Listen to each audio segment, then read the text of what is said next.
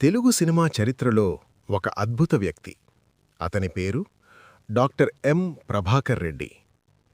నాటకీయ, సమాజసేవ, చరిత్రాత్మక పాత్రల్లో నటించి మనకు ఎన్నో ఇమాజినరీ ప్రపంచాలను ఇచ్చిన లెజెండ్ నటుడు. తన కెరీర్ ప్రారంభమైంది 1960లో చివరకు మిగిలేది సినిమా ద్వారా. ఆ తర్వాత సుమారు 472 సినిమాల్లో నటించాడు. ప్రతి పాత్రలో తన ప్రత్యేకత చూపాడు. కేవలం నటుడు మాత్రమే కాదు, అతను ఒక ప్రతిభావంతుడు కథకర్త కూడా.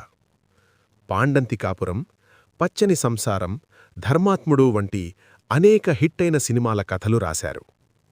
సినిమా రంగానికి మాత్రమే కాక మనుషుల సంక్షేమం కోసం కూడా తన భూమి దానం చేశాడు. ఫిల్మ్ రంగం కార్మికులకు నివాస సముదాయం ఏర్పాటు చేయడంలో అతను ప్రముఖుడు. అతనికి అనేక నంది అవార్డులు లభించాయి. Best actor, best supporting actor, second best story writer. 1997లో ఈ ప్రఖ్యాత నటుడు మన మధ్య నుంచి వేరయ్యాడు.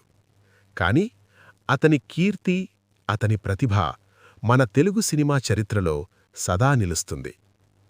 Doctor Prabhakar Reddy, Telugu cinema legend, కథల రచయిత.